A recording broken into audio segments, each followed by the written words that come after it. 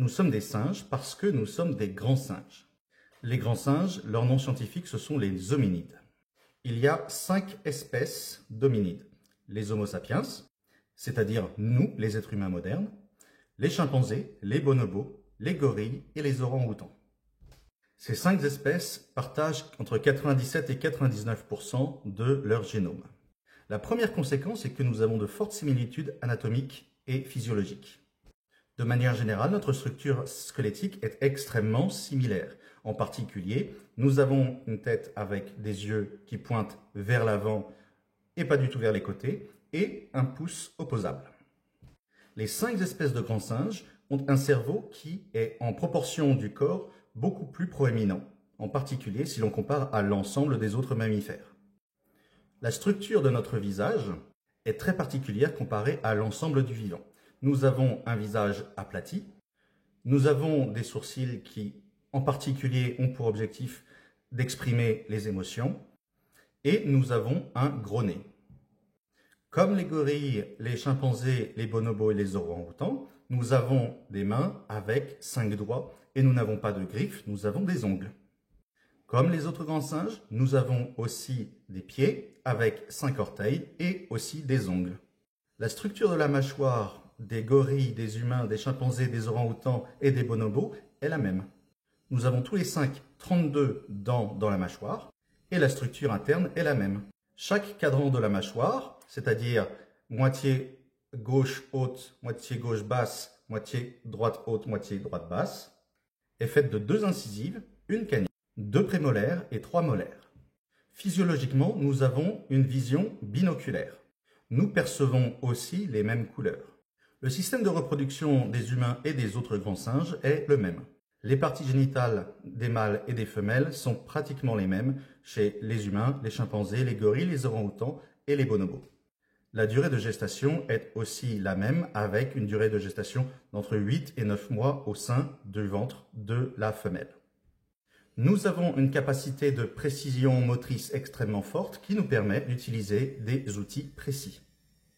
Et notre structure musculaire dans le visage est extrêmement développée afin de permettre une expression faciale et l'expression des émotions par le visage très développée.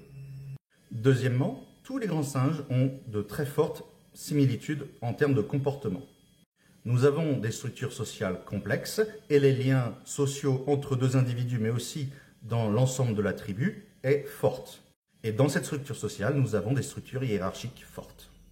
La relation parent-enfant est bien plus forte que chez les autres mammifères et en particulier, le lien entre l'enfant et la mère est long. Nous avons une structure de communication très spécifique comparée au reste du règne animal. Tous les grands singes utilisent à la fois de la vocalisation, des gestes et des structures faciales pour communiquer les émotions et nos intentions.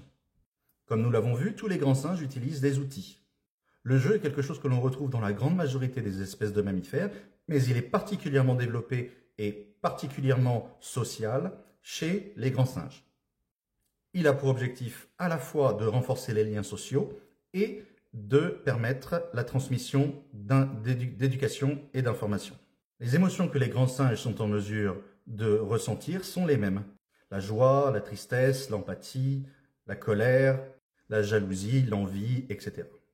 Tous les grands singes ont une conscience de soi, c'est-à-dire que tous les grands singes sont notamment en mesure de se reconnaître et de comprendre qu'ils se voient lorsqu'ils se voient dans un miroir.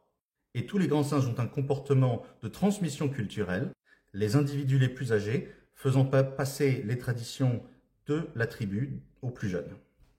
Troisièmement, nous avons de fortes similarités cognitives et neurologiques. Nous avons tous une capacité de mémorisation bien plus importante que la moyenne des autres mammifères. Et nous avons une capacité à apprendre beaucoup plus de compétences que les autres mammifères. Les gorilles, les humains, les chimpanzés, les orang-outans et les bonobos sont tous capables de prendre en compte et d'anticiper les conséquences de leurs actions. Et bien entendu, c'est le cas chez de nombreux animaux, mais c'est particulièrement développé chez nous, les grands singes. Tous les grands singes ont une capacité de compréhension numérique. En particulier, les orang-outans et les chimpanzés sont non seulement capables de compter, mais aussi de se souvenir de structures numériques. Tous les grands singes ont une capacité à penser de manière stratégique. Tous les grands singes sont en capacité de manipuler, mentir ou influencer pour réussir à faire en sorte qu'un autre individu fasse l'action que l'on souhaite. Nous sommes aussi tous capables de planifier une action en plusieurs étapes, c'est-à-dire une action complexe.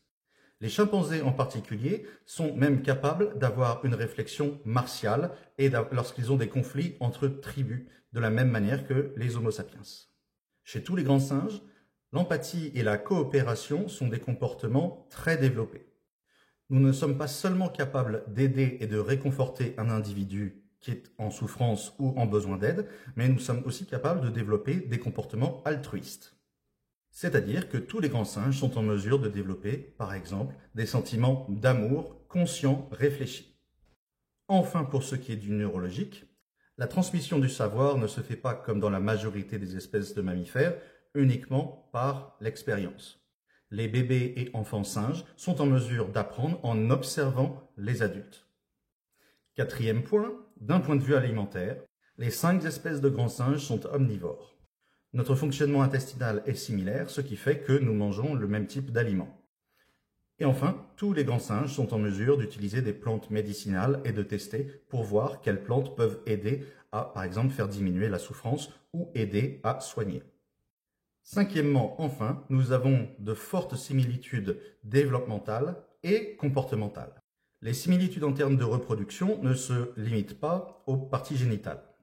De par le fait que la gestation dans le ventre de la femelle est longue et que nous avons de gros cerveaux comparés à notre corps, il est important que la femelle ait suffisamment grandi avant de pouvoir se reproduire. Ce qui fait que tous les grands singes ont une enfance prolongée.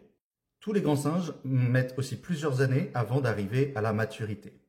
Dans la nature, les femelles ne vivent généralement pas suffisamment longtemps, mais nous avons observé en captivité des femelles d'espèces de grands singes non humains qui vont passer par une étape de ménopause lorsque les femelles vivent suffisamment longues.